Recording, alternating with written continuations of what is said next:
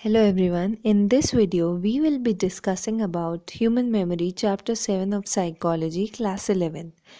Let us see the introduction part of the same. Human memory is a human faculty. It functions to preserve our sense of who we are, maintains our interpersonal relationships and help us in solving problems and taking decisions. Human memory हमारी help करती है कि हम याद रख सकें हम कौन हैं, हमारा नाम क्या है, हमारी हिस्ट्री क्या है. हमें हेल्प करती है इंटरपर्सनल रिलेशनशिप्स में बनाने में. दैट इज़ हम लोगों से आपस में कैसे रिलेशनशिप्स डेवलप करते हैं, ये ह्यूमन मेमोरी हमारी इसमें बहुत हेल्प करती है. उसके अलावा it help us in solving problems.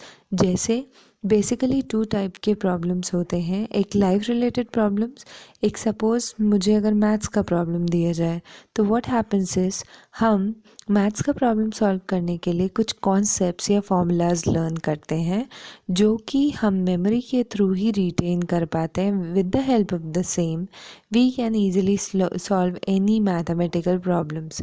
Likewise अगर कोई लाइफ रिलेटेड इशू है तो वो इशू भी हम मेमोरी के थ्रू प्रीवियस एक्सपीरियंसेस को रिकॉल करके सॉल्व कर पाते हैं. और last thing is it helps us in taking decisions.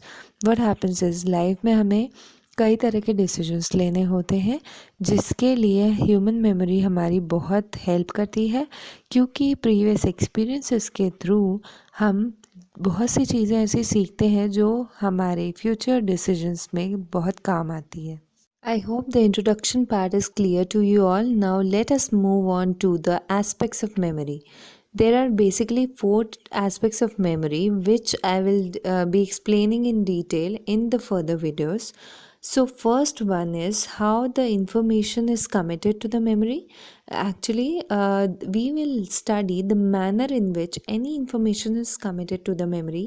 Second one is the mechanisms through which it is retained over a period of time. कौन सा ऐसा मैकेनिज़्म होता है जिसके थ्रू हम एक लंबे समय तक कोई भी चीज़ को याद रख सकते हैं. The reasons why it is lost from the memory. अब ऐसे कौन से रीज़न्स हैं कि हम इंफॉर्मेशन को भूल जाते हैं. कई बार हमने देखा है कि हम कुछ याद करते हैं तो उसे पार्शियली या कम्प्लीटली हम भूल जाते हैं. तो उसके पीछे का रीज़न क्या होता है and the techniques which can lead to memory improvement. और कौन सी ऐसी टेक्निक्स हैं जिससे मेमोरी इम्प्रूव हो सकती है और हम चीज़ें लंबे समय तक याद रख सकते हैं.